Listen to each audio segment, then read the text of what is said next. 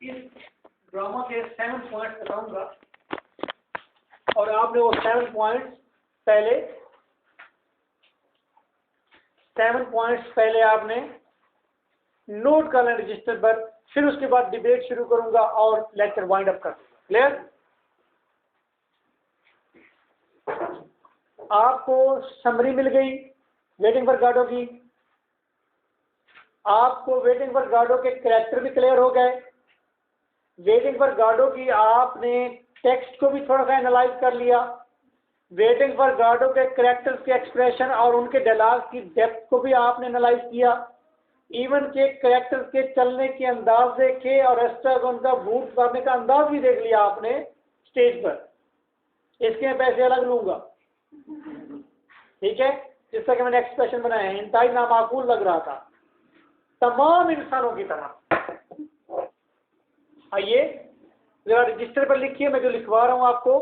Point number 1, his highness. Point number 1, human determination in face of dismay, comma, boredom and uncertain hope। पहला point दोबारा सुने, human determination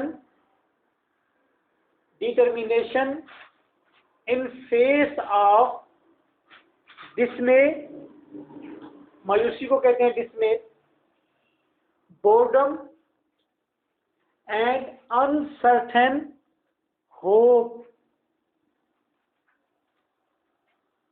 first point clear है? सबने लिख लिया? Okay, determination के spelling लिख लें, DETERMINATION, determination. Point number 2, God, GOD, God, and grace, GRAC, grace. Bracket में इसी के आगे लिखेंगे थीव्स, चोर जिसे कहते हैं, थीव्स। दोबारा पॉइंट नंबर 2 सुने, गॉड एंड ग्रेस, ब्रैकेट में थीव्स लिखना है, thieves, bracket close. 2 point clear हो गए। थर्ड पॉइंट देखिए, two faced God, GOD, God. मैंने तो भाई जी छोटा लिखा है, बाकी आपके ईमान पर डिपेंड करता है, मैं तो मुसलमान हूं। टू फेस्ड गॉड, फेस्ड चेहरे, 2 चेहरों वाला गॉड। अब इसका मतलब आप पॉजिटिव भी ले सकते हैं, नेगेटिव भी ले सकते हैं, ठीक है। पॉजिटिव सेंस में बता देता हूं, नेगेटिव सेंस में आप जाने, आपका काम जाने। पॉजिटिव सेंस में गॉड के 2 चेहरे हैं, वो सख्त भी है, वो नरम भी है। लेकिन ड्रामे में ये नहीं कहा गया, ड्रामे में ये बात नहीं की गई। सिर्फ मेरा कहने का मतलब है 2 चेहरों से मुराद मुनाफिक नहीं है, 2 चेहरों से मुराद 2 डिमेंशन। मेरा कहने का सिर्फ मतलब इतना था। मैंने पॉइंट नंबर 3 लिखवाया, दोबारा बता रहा हूं, to face God, GOD, God, G छोटा मेरे मुताबिक। अच्छा, उसके बाद एरो डालना है आपने। एरो डाल के आप लिखेंगे 2 चेहरे, आप दिखा रहा हूं, 2 चेहरे, 2 एंगल्स, 2 बातें क्या हैं। पहली बात यानी कि टू फेस गॉड के आगे आपने एरो डाला और पॉइंट नंबर 1 लिखा, वर्ल्ड, जिसका मतलब दुनिया होता है, world is surrounded by God. God का एक चेहरा, एक एंगल, एक डिमेंशन, एक गॉड के बारे में सोच ये है कि दुनिया सारी गॉडली है, गॉड से सराउंडेड है, गॉड का उसके ऊपर सारा मतलब है, नूर है, उसके ही मर्जी है। अच्छा, ये डायलॉग में आगे ब्रैकेट में लिख सकते हैं आप, world is surrounded by God के आगे लिख दें आप, ये डायलॉग कहा था, या ये कंसेप्ट है लेडमीर का। लेडमीर ये कंसेप्ट रखता है। अच्छा, इसी तीसरे पॉइंट का पहला जो हमने लिखा है world is surrounded by God लेडमीर, अब इसका दूसरा पॉइंट लिखिए, दूसरा एंगल लिखिए, दूसरा फेज लिखिए। We have some rights on us still, हमारे अपने ऊपर अभी भी कुछ इख्तियारात हैं। सारे इख्तियारात हमारे गॉड के पास नहीं है, हमारे अपने पास के हमारे ऊपर इख्तियारात हैं। ये दो एंगल है, ठीक है। तो यानी कि पहले पॉइंट में कुछ बात, पहला पॉइंट जो है वो लेडमीर ने कहा था, दूसरा जो पॉइंट है वो एस्ट्रोगॉन, ब्रैकेट में लिख सकते हैं। मैं पॉइंट नंबर 3 एक बार रीडिंग कर रहा हूं दोबारा, कुछ चीज रह गई है तो रिकॉर्डिंग सुनने वाले लिख लें। Point 3, to faced God arrow. Point 1, world is surrounded by God, bracket में let me.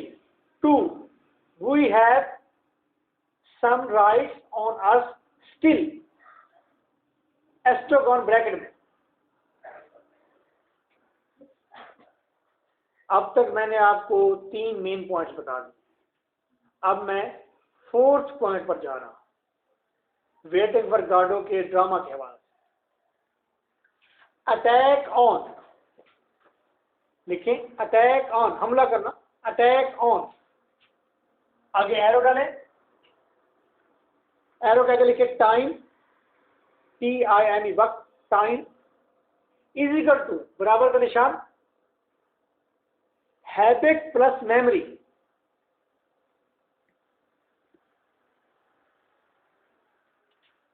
Attack on arrow time is equal to habit plus, जमा का निशान डाल देना है, प्लस मेमोरी, यादाश्त। क्लियर? 4 पॉइंट क्लियर हुए। 5th पॉइंट जरा लंबा है। 5th पॉइंट है complex responses to play. Complex responses to play, यानी कि व्यूअर्स के मुख्तलिफ किस्म के रिस्पॉन्सेज आ रहे हैं इस प्ले के बारे में। इस प्ले को मुख्तलिफ लोग मुख्तलिफ रिस्पॉन्स देते हैं, मुख्तलिफ लोग मुख्तलिफ अंदाज से देखते हैं, है ना। अच्छा जी, इजिकल टू, दोबारा सुने, complex responses to play is equal to, अब क्या क्या कंप्लेक्स रिस्पॉन्सेस आते हैं? फास्ट, FARCE, फास्ट, भांड मज़ाहिया कहते हैं इसे। Comma, comedy, comma, existentialist play, existentialist play, existentialist play. Spell देखें, EXISTENTIALIST,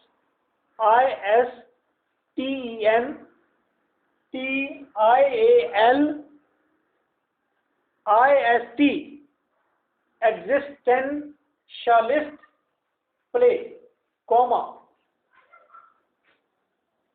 absurd play, ABSURD, ABSURD, absurd play, comma, strange mood and situations, comma, strange moods and situations, comma, modern morality, modern morality, modern morality, comma, tragic dramatization, tragic dramatization of boredom, tragic dramatization of boredom, boredom, बोरियत से,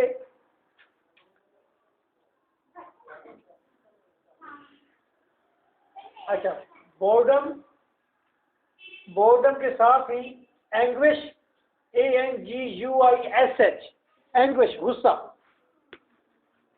and sufferings. ये line पूरी है, दोबारा देखें, tragic dramatisation of boredom, anguish and sufferings. ये मिली हुई है बात, अंडरलाइन करके लिख लें इसको ताकि ये पता चले एक ही बात है, अलग अलग कामों में नहीं है ये।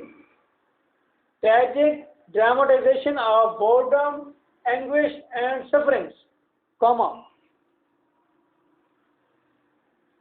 Play of isolation, play of isolation, isolation कहते हैं आजकल, पहले से आइसोलेशन कहते थे, आइसोलेशन, तन्हाई, ISOLATION, कॉमा,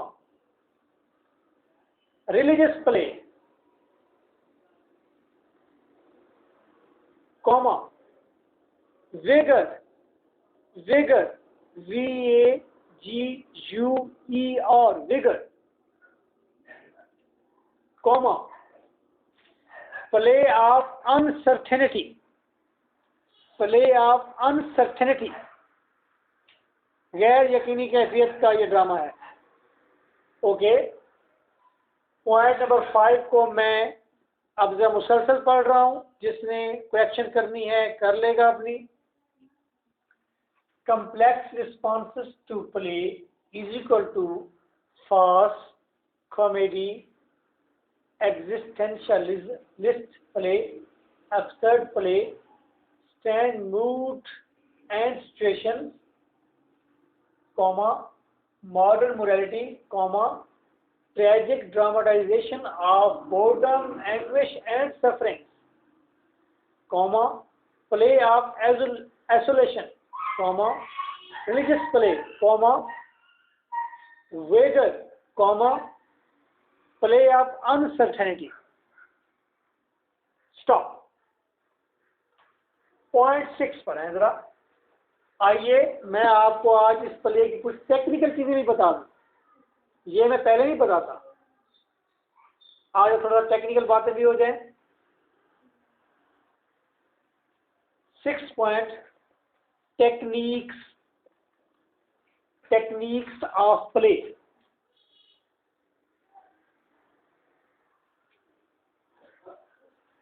अगर आपको क्वेश्चन आ जाए ना कि बैकेट एज अ ड्रामाटिस्ट, तो 6 पॉइंट ही काफी है। क्लियर? टेक्निक में पहले देखें, original in tone, comma, ancient in appeal, ancient कदीम, ancient in appeal, comma, ANCIENT, ancient, fragmentary, टुकड़े टुकड़े, fragmentary, comma, blurring, BLURRING, blurring, comma, private feelings which are incommunicable in direct terms। ये एक ही बात है, दोबारा आराम से लिखें इसे। मैं दोबारा शुरू से पढ़ रहा हूं। Private feelings which are incommunicable, INCOMMUNICABLE,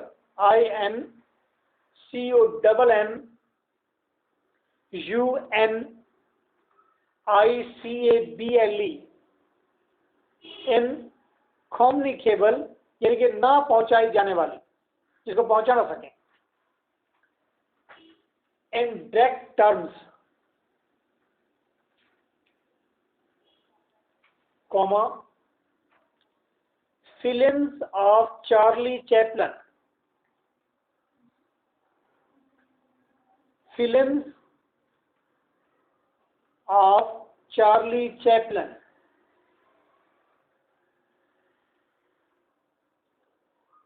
comma, back roots in cherry orchards in action, Chekhov का drama cherry orchard, back roots जड़ें, roots in cherry orchard in action. मैंने चेरी ऑर्चर्ड के आखिर में कॉम और एस भी लगा दिया जो कि मेरी ग्रामेटिकल गलती है, ठीक है। खैर अब आप इस को इग्नोर करेंगे, ठीक है। चेरी ऑर्चर्ड इन एक्शन कह दिया ना मैंने।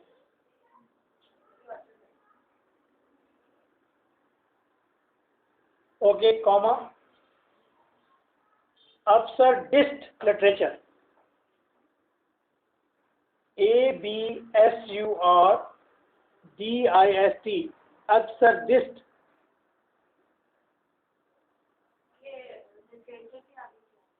लिटरेचर आगे एरो का निशान डालें, लिटरेचर के आगे, इसके साथ जुड़ी हुई absurdist लिटरेचर के साथ जुड़ी हुई दो बातें हैं, engaging and lively. Engaging ENGAGING, engaging, वो एंगेज हो जाती है लड़की, है ना, वही वाला एंगेजिंग। एंड लाइवली, जिंदा। लें जी 6 पॉइंट एंड हुआ। 6 पॉइंट को एक बार रिपीट कर रहा हूं दोबारा। Original in tune, ancient in appeal, comma fragmentary, comma blurring, comma private feelings which are incommunicable in direct terms, comma films of Charlie Chaplin, comma back roots in cherry orchard in action, comma absurdist literature, arrow engaging and lively। ठीक है, point number 7 पर आए, last point है और हमारे पास 20 minute है अभी। Paradoxical qualities.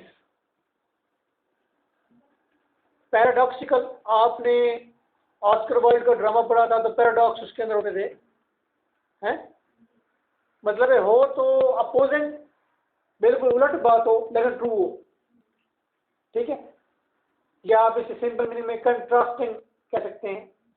तो पैराडॉक्सिकल की स्पेलिंग लिख लें, PARADOXICAL, qualities, paradoxical qualities.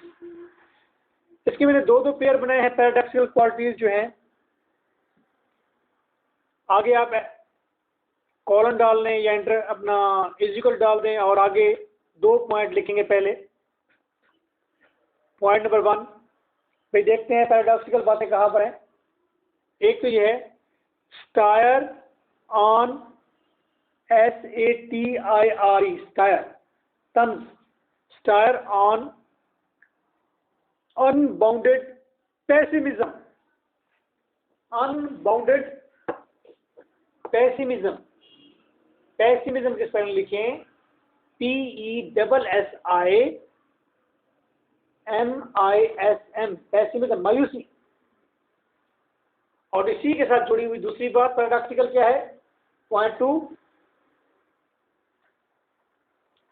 Optimistic, optimistic response to shattering optimism.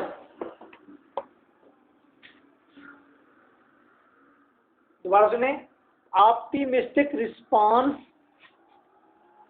To shattering, SHUTTERING, shattering, टूट फूट, ऑप्टिमिज्म, शटरिंग ऑप्टिमिज्म। उम्मीदी को कहते हैं ऑप्टिमिज्म, स्पेलिंग सुन लें, OPTIMISM, ऑप्टिमिज्म, टूट फूट होना। अब ये पैराडॉक्सिकल का है, 2 पॉइंट और लिखें, वो जोड़ी है, ये 2 जोड़ी मैंने लिखवा दी, एक जोड़ी और है वो लिखें। नंबर 1 फिर लिखें, पोएटिक, POETIC, पोएटिक। और पॉइंट नंबर 2 है प्रोजिक, PROSIC, प्रोजेक्ट। क्या आज शादी पर जाना है? तो आज आपको पता नहीं था कि आज आपकी, तो उन्हें कहें कि 20 मिनट बाद मैं बहुत इंपॉर्टेंट बात बताने वाला हूँ। Okay, project.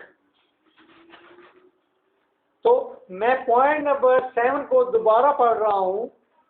Paradoxical qualities, point 1, satire on unbounded pessimism, और उसी की जोड़ी है optimistic response to shattering optimism.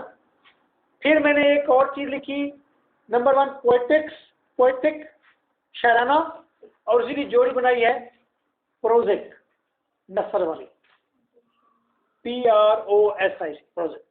I think that is done. मेरे ख्याल में मैंने काफी वाज़ेह दबे सबने लिख लिया।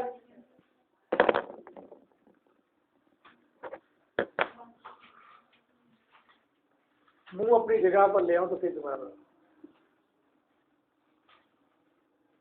Okay, now we have to see the qualities of drama, what type of things and themes are present in drama, what type of techniques are present in drama, why this drama is most important, and why Samuel Beckett has gotten Nobel Prize for this drama. Okay, ये drama जिसको शुरू में बताया था और आपने कहा था कि इसमें कोई अट्रैक्शन नहीं है, तो उसको इसके ऊपर नोबेल प्राइज मिला था। ओके, आइए इसके अंदर क्या क्या बातें हो सकती हैं।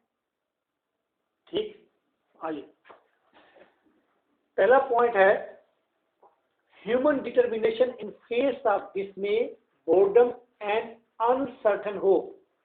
कि तमाम दुनिया के जो इंसान हैं वो पुरअज़म हो चुके हैं, पुरअज़म रहते हैं, पुरअज़म हैं। किसके चेहरे पर? वो मायूसी के चेहरे पर फिर भी पुरअज़म है। जितनी भी मायूसी हो फिर भी जीने के लिए तैयार है, वेट कर रहे हैं, इंतजार कर रहे हैं, ठहरे हुए हैं। बोर्डम, जितना भी बोर्डम हो, चाहे वहां पर सिर्फ माउंट्स हो, वहां पर दरख्त पर पत्ते भी ना हो, वहां पर करने के लिए कुछ भी ना हो सिवाय बूट उतारने के और हैट को खाली करने के और एक जत्तियां डाल के तालियां बजाने के। फेल को टोटल इन एक्शन होने के बावजूद भी इंसान डिटरमाइंड है, वो ठहरा रहता है। ये ह्यूमन सिचुएशन बताई गई है कि इंसान डिटरमाइंड है। इस ड्रामे को पढ़ने के बाद पता चलता है कि पूरी दुनिया का इंसान डिटरमाइंड है, मायूसी के चेहरे पर, मायूसी के अंदर, बोरियत के अंदर भी डिटरमाइंड है, जिंदा रहता है, मौजूद रहता है। और अनसर्टन होप के ऊपर, अनसर्टन होप, ऐसी उम्मीद जो कि गैर यकीनी वाली है, उस पर कायम रहता है। जैसा कि कोई एक निजात दहिंदा लीडर आएगा, हमें बचाएगा, जैसे कि मुझे एक जॉब मिल जाएगी, जैसा कि मेरा एम पूरा हो जाएगा, जैसा कि गॉड एक दिन मुझे बिल्कुल ही गॉडली कर देगा और सारी की सारी खुशियां मुझे दे देगा। These are hopes but uncertain hopes, we are not sure. लेकिन इस अनसर्टन होप को हमें छोड़ने की बजाय इंसान इसके ऊपर डिटरमाइन ठहरा हुआ है। एक ये कंसेप्ट इसमें डिलीवर किया गया। Point number 2, God and grace, bracket में थी इसका कि Godot stand for God and God stand for grace, रहमत। और रहमत से मुराद साल्वेशन, निजात, आखिरत की निजात, गुनाहों से निजात, दुखों से निजात, बीमारी से निजात, बेरोजगारी से निजात, तमाम चीजें इसमें। तो इसके कैसे पता चला कि ये चीज मौजूद है?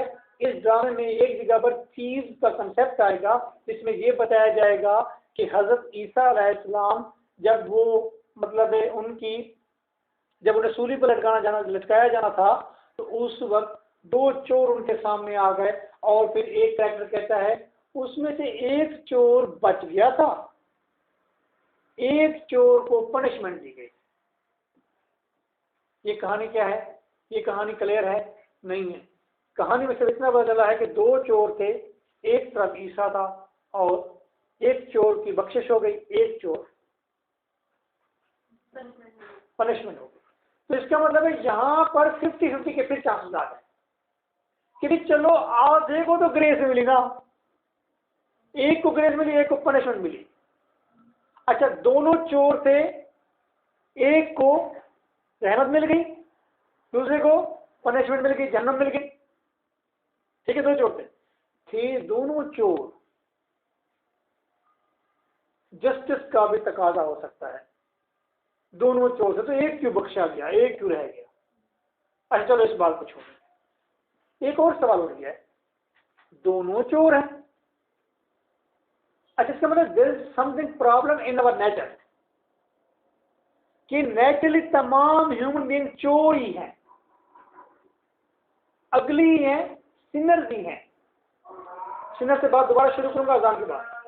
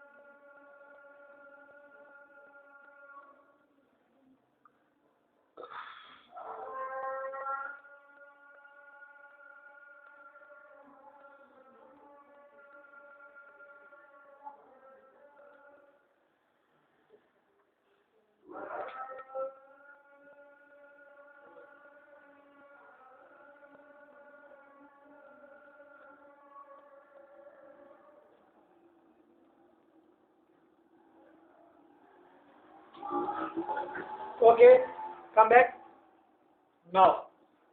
मैंने बात कहां पर छोड़ी, मैं पॉइंट कौन सा था, गॉड एंड ग्रेस थीफ। इसका मतलब है इंसान बाय नेचर गलती करता है, इंसान बाय नेचर गलत है, इंसान के खमीर में गलती है। चोर है, चोर सिंबलाइज करता है गलती को। इसका मतलब है इंसान है ही गलत, इसका मतलब इंसान की पैदाइश गलत हो गई है, इसका मतलब इंसान इस यूनिवर्स के प्लान में ही नहीं था, गलती से आ गया। तो problem is the problem of existence, problem पैदाइश की है हमारी, प्रॉब्लम ऑफ द एग्जिस्टेंशियलिज्म है ये। कि प्रॉब्लम ऑफ एग्जिस्टेंशियलिज्म है क्या, कि हम इस यूनिवर्स के प्लान में नहीं थे, हम एक्सीडेंटली प्लान में आ गए।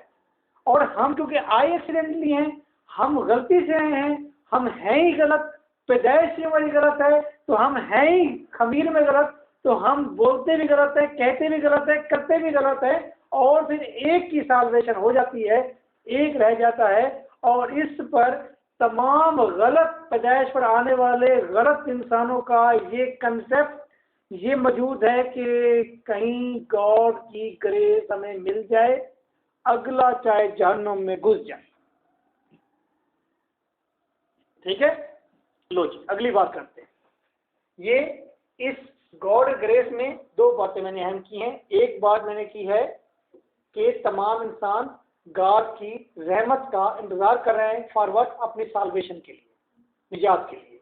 एट द सेम टाइम इसमें दूसरा पॉइंट मैंने उठाया है, सीज भी क्योंकि एग्जाम्पल्स हैं, एक को मिल गई थी, एक को सॉल्वेशन नहीं मिली, तो वो थीव जो है वो ये प्रेजेंट करते हैं कि प्रॉब्लम ऑफ एग्जिस्टेंशियलिज्म। क्लियर?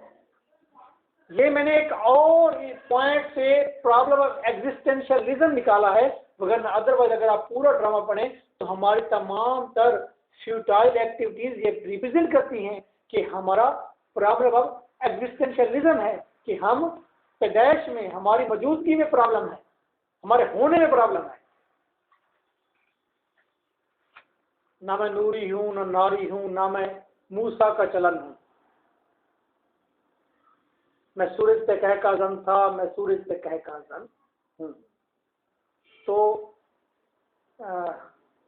जिसमें उसके बाद है ना मैं ख्वाबी ना मैं खिरदी, ना मैं ख्वाबी ना मैं खिरदी, ना मैं पैरो ना पैगंबर, मैं होने पे कह का जन था, मैं होने पे कह का जन हूं। होने का लफ्ज यहां पर जो है वो प्रॉब्लम ऑफ एग्जिस्टेंशियलिज्म है हमारा। ठीक है, ये मैंने अपनी ही बुक सूरज पे कह का जन हूं की उसकी गजल का, उसकी नज़म का दूसरा शेर मैंने पढ़ा है, होने के सब एक्सप्लेन करने के। क्लियर? अच्छा जी, तो point number 3, to faced God, यानी कि गॉड के बारे में दो व्यू, गॉड के दो एक्सपेक्टेड चेहरे हो सकते हैं। पहला चेहरा है world is surrounded by God, जो कि लेडमीर का है कि इस पूरी दुनिया का कर्ता धर्ता मालिक वो कौन है? गॉड है। दूसरा जो है व्यू ये है इसका, नहीं नहीं गॉड नहीं है, अभी तक हमारे पास इख्तियारात मौजूद है, हमारे पास अपने ऊपर इख्तियारात अभी मौजूद है। अब दुनिया में आप देखते हैं, ये एक आम बात है, मैट्रिक्स में टीचर कहते कि जी ये क्या बात हुई, किस्मत गॉड के हाथ में है, आप जाए रेल के नीचे जाके सर रखे, सर अलग हो जाएगा तो आपने खुद रखा है ना। तो इस तरह की बात होती है। ये वही दो बातें, एक सब कुछ गॉड के हाथ में है, दूसरा नहीं, हमें अपने ऊपर इख्तियारात है। चलो डिबेट में नहीं जाते, बात समझ आ गई? ओके। अटैक ऑन, इस ड्रामे ने अटैक किया गया है किस पर? टाइम पर। टाइम की डेफिनेशन क्या है? हैबिट प्लस मेमोरी, ये टाइम टाइम। अब इसको मैं एक्सप्लेन नहीं करूंगा, इसकी परसेप्शन आप इस ड्रामे से और टाइम के बारे में नेट से पढ़ने से, हैबिट और मेमोरी का इससे लिंक बनाने से, या वेटिंग फॉर गॉड में टाइम का कोई अगर टॉपिक है तो उसको बार बार पढ़ने से आपके जहन में एक परसेप्शन तैयार होगा। मैं अपनी ख्यालात, अपनी परसेप्शन आप पर पहुंचना भी नहीं चाहता और ना ही इस दकीक मामले में जाना चाहता कि ये कैसे है। बस टाइम कम्बिनेशन दो चीजों का होता है अकॉर्डिंग टू दिस ड्रामा, इस ड्रामे के परसेप्शन। एक हमारी बार बार वही काम हैबिट करते जाना और दूसरा मेमोरी। ठीक, और देखिए कि हम जो काम कर रहे होते हैं पहले जो किया होता है उसको याद करते रहते हैं, उसने किया था, उसने किया था, फिर और फिर उसको टाइम से रिलेट कर देते हैं, टाइम यही है। तो इसमें टाइम को क्रिटिसाइज किया गया है कि टाइम के शैकल से बाहर आ जाए। तो ये पहले असदराज से एक फिजिक्स का कंसेप्ट था कि जी अगर हम टाइम एंड स्पेस की नफी करके इस फिजा से, टाइम से हम जान छुड़ा लें तो हम कभी बूढ़े नहीं होंगे। एक कंसेप्ट था फिजिक्स। टाइम हमें बूढ़ा करता है, ये जी 1 साल 2 साल 4 साल बूढ़ा करता है। टाइम को तोड़ दो, टाइम हमारी प्राण के गेट लिपटा हुआ है, इसको तोड़ दो तो हम हमेशा हमेशा के लिए हो जाएंगे। एक कंसेप्ट था। अब वो कहता है कि नहीं, टाइम की डेफिनेशन है हैबिट प्लस मेमोरी। वो बार बार करने वाला अमल छोड़ दो, वो मेमोरीज छोड़ दो, तो टाइम की गिरफ्त टूट जाएगी। आइए पॉइंट नंबर 5 की तरफ चलते हैं। Complex response to play. इस प्ले को जब भी कोई व्यूअर देखता है, रीडर पढ़ता है, तो इसके बारे में वो डिफरेंट व्यू देता है। कुछ क्रिटिक या रीडर इस प्ले को कहते हैं ये फास है, भांड मजाया है। एक आदमी बूट को उतारने की कोशिश कर रहा है, जोर लगा रहा है, मुंह बना रहा है, हाँप रहा है। एक आदमी चलते वाला है, इस तरह कर रहा है, तो वो चलते चलते स्ट्रगल करते करते सोचने लग जाता है, इस तरह ठहर जाता है। ठीक है, भांड मजाया एक ड्रामा है, एक भांड मजाया ड्रामा है। दूसरा कॉमेडी, ये एक नॉर्मल कॉमेडी है, मजाया ड्रामा है। तीसरे कहते हैं ये एग्जिस्टेंशियलिस्ट प्ले है। ये असल में इंसान की मौजूदगी के जुर्म के ऊपर लिखा गया प्ले है, जिसकी सारी सूरत हाल ये ज़ाहिर करती है there is problem of existentialism. हमारी मौजूदगी का प्रॉब्लम है, हम मौजूद ही गलत है, हमारा होना ही गलत है। मैं होने पे कह काजन था, मैं होने पे कह काजन। अच्छा जी, उसके बाद एब्सर्ड प्ले। एब्सर्ड प्ले की डेफिनेशन कौन बताएगी? उर्दू में शायद लफ्ज इसका मुनासिब नहीं है। नामाकूल जी, बेहंगम, सिली, यानी कि जिसकी कोई एंड ना हो, जिसका कोई मकसद ना हो। ये प्ले हमें पढ़ने के बाद लग सकता है जैसे प्ले में राइटर का कोई मकसद नहीं है, राइटर ने कोई कन्वे नहीं की, कुछ भी नहीं दिया और हर चीज वेग है, एब्सर्ड है, बेहुदा सी है, इस तरह की है। अगर ये प्ले वाकई बेहुदा और एब्सर्ड है तो फिर साथ ही आपको ये कहना पड़ेगा हम तमाम इंसान बेहुदा और नामाकूल और सिली है और एमलेस है। अगर ये प्ले एमलेस है, बेहुदा है, तो फिर अब सारे इंसान बेहुदा है। इसलिए इसे बेहुदा कहने से पहले आपको ये सोचना पड़ेगा कि अम्मी भी बेहुदा, अब्बू भी बेहुदा, दादा भी बेहुदा, बेटी भी बेहुदा, टीचर भी बेहुदा, मैं भी बेहुदा, तुम भी बेहुदा। आएंगी स्टैंड मूड्स एंड सिचुएशन। कुछ बेटे कहते हैं भाई ये क्या ड्रामा है, बस अजीब से मूड्स हैं इसमें, अजीब सिचुएशन है। अजीब मॉडर्न मोरालिटी है।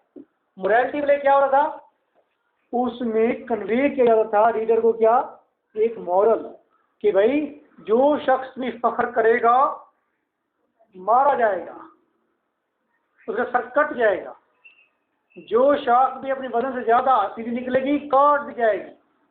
ठीक है, जो भी गार्ड को अब्यूज करेगा उसके खिलाफ जाएगा, उसका खात्मा बहुत बुरा होगा। ये मॉरल था। ये भी मोरालिटी प्ले हो सकता है, कुछ लोग कहते हैं और है, लेकिन ये मॉडर्न मोरालिटी प्ले है जो कि कोई मॉरल नहीं देता और आपको कहता है कि जाओ सोचो कि मॉरल क्या है और बात क्या है, सवाल क्या है और जवाब क्या है, गलत क्या है और सही क्या है, गलती कहां पर है और उसका तदारुक क्या है। खुद सोचो, गलती भी खुद सोचनी है, तदारुक भी खुद सोचना है, प्रॉब्लम भी खुद क्रिएट करना है और उसको अपनी गलती का एहसास होते हुए फिर उसका मॉरल भी खुद निकालना है। कुत्ता भी खुद बनाना है, हड्डी भी खुद देनी है, लत्ती पे चढ़ाना भी खुद है, लालच भी उसको खुद करानी है, लालच को पहचानने के बाद उसका मॉरल भी खुद क्रिएट करना है। कुत्ते का बच्चा बेगैरत होता है, ऐसे कुत्ता लालची होता है। ये सारा काम खुद करना है। मोरालिटी प्ले मॉडर्न है। Tragic dramatisation of boredom, anguish and suffering. कुछ लोग कहते हैं ये नियर ट्रेजिक ड्रामेटाइजेशन एक ऐसा ड्रामा है। किस चीज का है ड्रामा? ये बोर्डम, गुस्सा और सफरिंग के ऊपर एक ड्रामा है, और सफरिंग के ऊपर, गुस्से के ऊपर, बोर्डम के ऊपर नियर ट्रेजिक ड्रामा है। ट्रेजिक के करीब करीब एक ड्रामा है कि इंसान बोर है, इंसान गुस्से में है, अभी तक गॉडो क्यों नहीं आया, इंसान अपने एम पूरे होने के इंतजार में है। वो गुस्सा भी है, वो बोरियत भी है। गुस्से और बोरियत के अंदर और इस सफरिंग के अंदर एक नियर ट्रेजिक ड्रामा है। मैं टोटल ट्रेजिक नहीं कह रहा, नियर ट्रेजिक ड्रामा कह रहा। ओके, उसके पहले आप आइसोलेशन, वेरी सिंपल है। ये इंसान की तन्हाई का एक प्ले है कि हर इंसान तन्हा है और तन्हा होकर वो अपनी तन्हाई को दूर करने की कोशिश कर रहा है। उस तन्हाई के अंदर वो इंतजार कर रहा है, बट सेवर ये तन्हाई का प्ले है।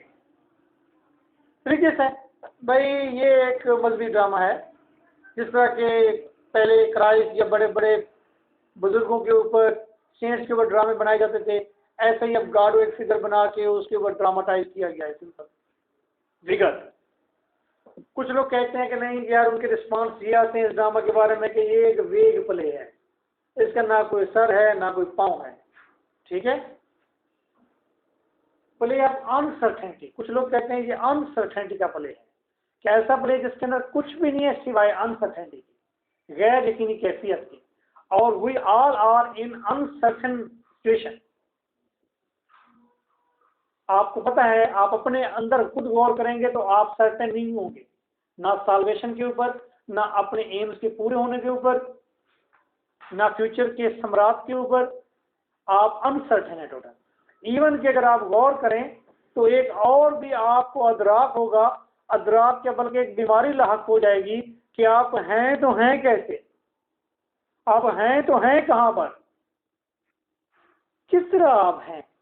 अभी एक लम्हे के लिए मैं सोचूं मैं किस तरह से हूं, मुझे अभी चक्कर लेके शायद मैं गिर जाऊंगा अगर मैं सोचना शुरू कर दूं कि मैं हूं कैसे, ये बोल कौन रहा है, कैसे बोल रहा हूं, अंदर क्या है, किस तरह से माइंड किस तरह काम करे, ये कैसा होना है, ये क्या है दुनिया, किस तरह से सारे लोग मेरे सामने बैठे हुए हैं सर उठा के बकरियों की तरह, ये कैसे है। मुझे अपने होने पर मैं भी खुद बकरे की तरह महसूस करता हूँ, कभी अपने आप कोई बैल की तरह महसूस करूंगा। ये होना कैसे है। बैठे आराम से। ओके जी, ये अनसर्टेनिटी का प्ले है। ये था पॉइंट नंबर 5। Point number 6। हाँ अच्छा ओके जी, टेक्निक के बारे में देखें। इसमें टेक्निक ओरिजिनल एंड टून, इसकी जो टून है, जो सीक्वेंस है, जो मूवमेंट है ड्रामे की, जो एक्शन है ड्रामे का, वो बिल्कुल ओरिजिनल है। डायलॉग देखे दो टोक सीधे सीधे, कोई मुश्किल वर्ड नहीं, कोई चीज भी नहीं है ऐसी। क्लियर, ओरिजिनल एंड टून है। और बोल कैसे जैसे बाकी कैरेक्टर बोल रहा हूँ मैंने, और जिससे एक्ट किया फौरन मुझसे एक्ट होने लग गया। ठीक है, आप घर में जाकर इसे एक्ट करें, देखे फिर अम्मी किस तरह रिएक्ट करती है।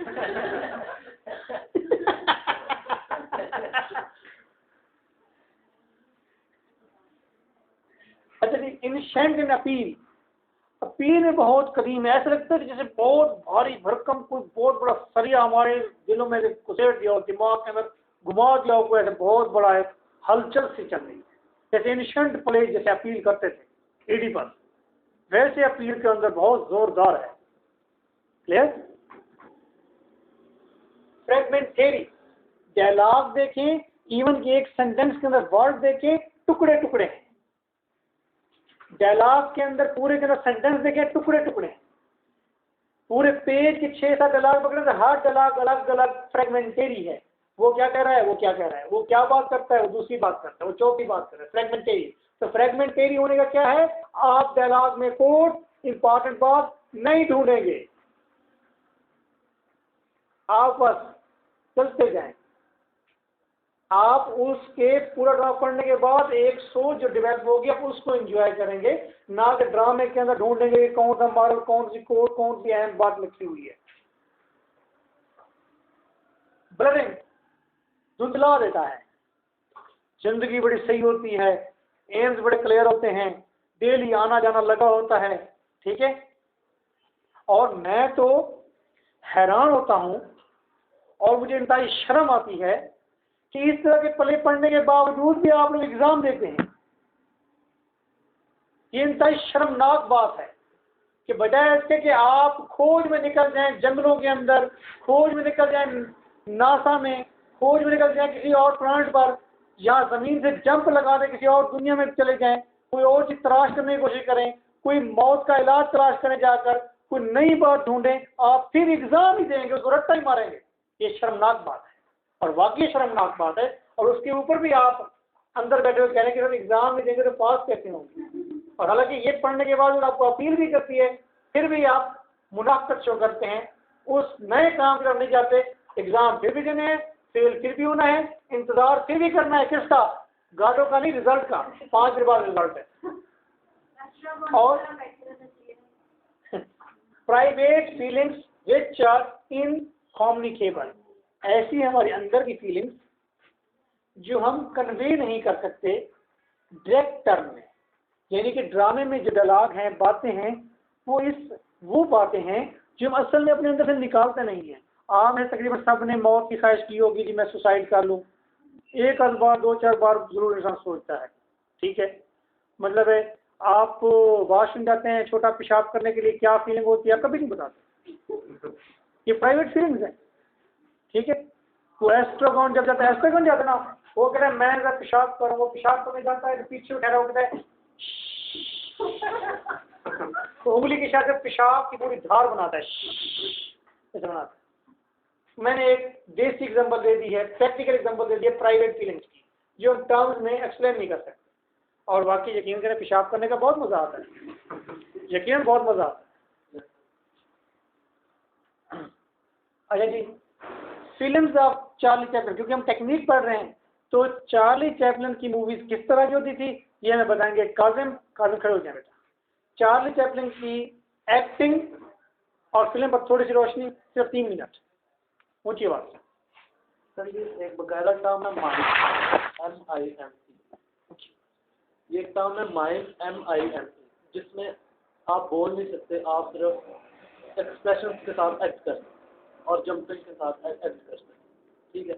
इसमें कॉस्ट्यूम जो होता है वो स्टोरी टेलिंग में बहुत ज़्यादा सर उसका बड़ा रोल है, कॉस्ट्यूम का और आपके सेट का, ठीक है, आंखों का, मेकअप का, इसमें बहुत ज़्यादा रोल है, ठीक है। और ये इसी तरह के प्लेयर या ड्रामर उठाते थे जिससे कॉस्ट्यूम जो होते हैं उन्हीं से ही काफ़ी 40 to 50% मतलब समझ में आ जाए कि ये करना है, ये करे।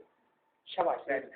तो इन्होंने बताया हमें कि चार्ली चैपलिन आज भी नेट पर डाउनलोड करेंगे तो उसकी मूवीज और उसके ड्रामाज आ जाएंगे, जो बिल्कुल आवाज़ पीछे नहीं होती, चुप होती है, खामोशी, ब्लैक एंड वाइट मूवीज होंगी, और उसके अंदर वो एक्सप्रेशन के जरिए, मुख्तलिफ किस्म की एक्टिंग के जरिए, चेहरे के एक्सप्रेशन, कस्टूम, लिबास के जरिए और आर्ट के जरिए वो अपनी पूरी बात कन्वे कर देगा और बड़े अच्छे तरीके से कर देगा।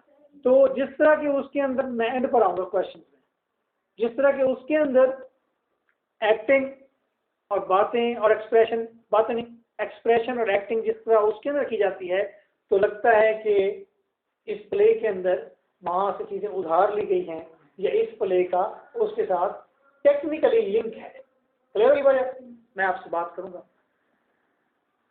बैकवर्ड से cherry orchard in action, cherry orchard अगर आपने पढ़ा हुआ है, चेरी ऑर्चर्ड अगर आपने पढ़ा हुआ है, तो चेरी ऑर्चर्ड में इन एक्शन था, बोर्डम थी, कुछ नहीं था खास। तो ऐसा लगता है कि जैसे शेखव के ड्रामाज के साथ भी इसका कोई लिंक पीछे से बनता है। अगर आपको लिंक बनता हुआ नजर ना आए या ऐसे मजीद मटेरियल ना मिले तो इसे छोड़ दीजिएगा, इतना लिख दें तो काफी है, ठीक है ना। अच्छा, एब्सर्डस्ट लिटरेचर, ये एब्सर्ड लिटरेचर एक अलग टर्म है। जैसे मॉडर्न लिटरेचर है, शेक्सपियरियन लिटरेचर हो सकता है, इससे एब्सर्ड लिटरेचर है जिसके अंदर नथिंगनेस पर गौर किया जाता है, जिसके अंदर ये बताया जाता है कि प्रॉब्लम ऑफ एग्जिस्टेंशियलिज्म, हमारे क्रिमिनल बोर्न बर्थ के बारे में बताया जाता है। इस तरह की एब्सर्ड, नामाकूल मतलब जो हमारी चीजें हैं वो वाजे की जाती हैं। तो एब्सर्ड लिटरेचर के अंदर जो इसने एब्सर्ड किया है इस ड्रामे को, तो उसके अंदर क्या चीज सामने आई है, हम एंगेजिंग हो गए हैं और लाइवली हो गया ड्रामा, हम सारे के सारे गौर कर रहे हैं कि इसमें है क्या, ठीक है। तो टेक्निकली हमने उससे एंगेज कर लिया है। पॉइंट नंबर 7 पर जाएंगे, पैराडॉक्सिकल क्वालिटीज सच लेकिन अपोजिट या कंट्रास्टेड। बेटा कंट्रास्टेड, ओके। पहले 2 पॉइंट हैं, स्टायर ऑन अनबाउंडेड पेसिमिज्म। पूरा ड्रामा जब आप पढ़ लेंगे ना विशाल जी, पूरा ड्रामा जब आप पढ़ लेंगे ना, उसके लिए आपको लगेगा कि इस पूरे ड्रामे में स्टायर की गई है, तंज की गई, किस चीज पर, इंसान की है,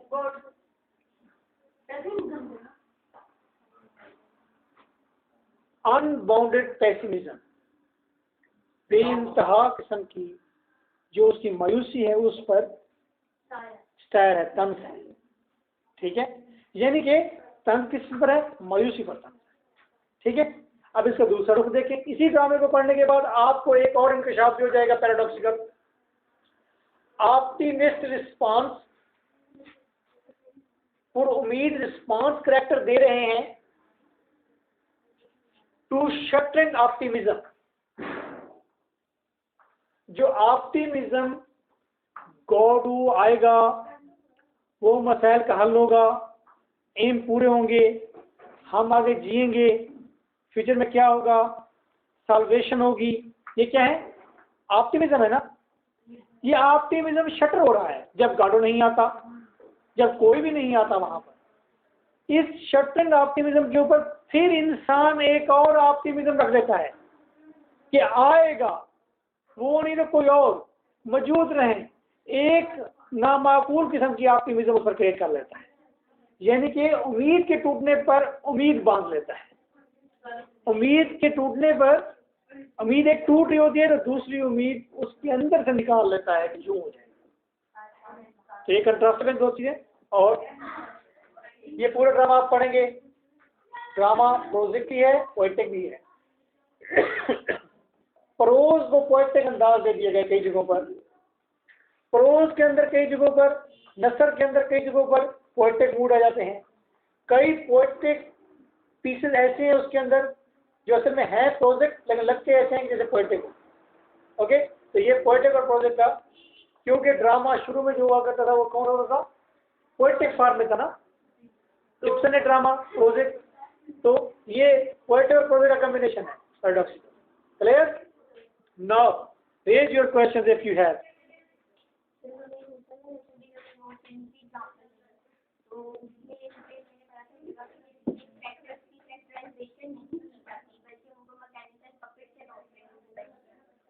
बिल्कुल जी, एक बात और उन्होंने बताई है कि यहाँ पर कैरेक्टर्स को पपेट के तौर पर सामने लाया गया है, जैसा मैंने चल के दिखाया है, जिस अंदाज में बूढ़ उतारा है तो पपेट के तौर पर। जी दूसरी बात,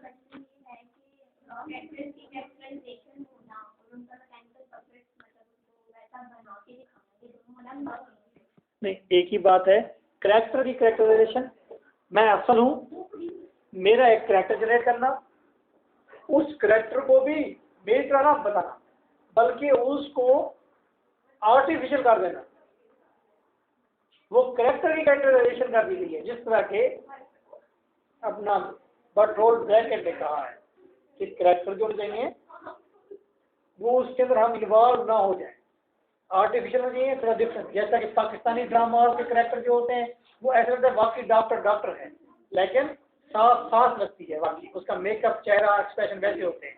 इंडियन ड्रामा क्योंकि क्वाइट मॉडर्न है तो वो बर्टोल्ड ब्रैकेट की टेक्निक पर है, और उसमें जितने भी जो होते हैं कैरेक्टर होते हैं वो सारे तरह आर्टिफिशियल लगता है। सांस दिखाएंगे, टीका इतना बड़ा, मुंह मोटा, दांत इस तरह, और ऐसा करके बोल रहे कि और आर्टिफिशियल है, लेकिन उसमें हम इन्वॉल्व नहीं होते बल्कि चीज़ों को समझते हैं। ये नए कैंडिडेट से बैठे तो उनको कहा है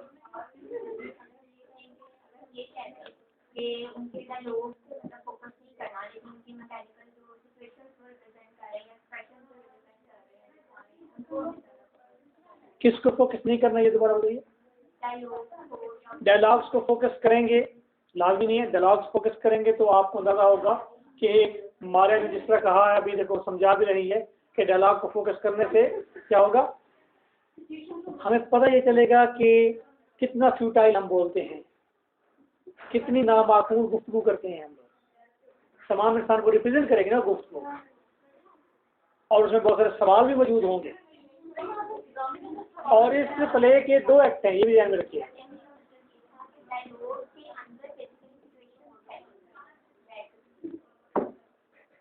ठीक है, हो सकती है। एनी क्वेश्चन आज और क्वेश्चन?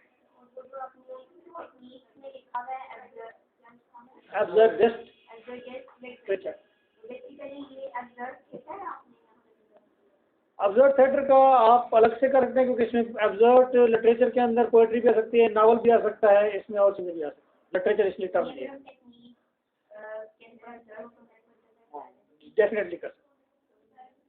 ठीक है, अच्छा, ये मैंने आपको आज वेटिंग फॉर गाडो की बहुत सारी चीज़ें बताई हैं, और जितनी भी चीज़ें मैंने बताई हैं बिल्कुल भी पल्ले नहीं बांधनी, मैंने सारा झूठ बताया है, सब चीज़ें फजूल कही हैं, ये चीज़ें इस ड्रामे में है ही नहीं। ड्रामा एक सादा सा ड्रामा है, 2 किरदार ठहरे हुए हैं, 2 बाद में आते हैं, चले जाते हैं, ड्रामा वाइंड अप होता है। आप भी अब घर जाए। ये नवाज़िश का फ़ोन भी आ गया, नवाज़िश अली लिखा हुआ है, बैठ जाओ, बैठ आओ भाई, ले जाइए। नमाज भी पढ़ा करो मेरा बेटा, नमाज पढ़ा करो। ये 12 रबीउल अव्वल आ गई है, इसके रोजे रखो मेरा बेटा।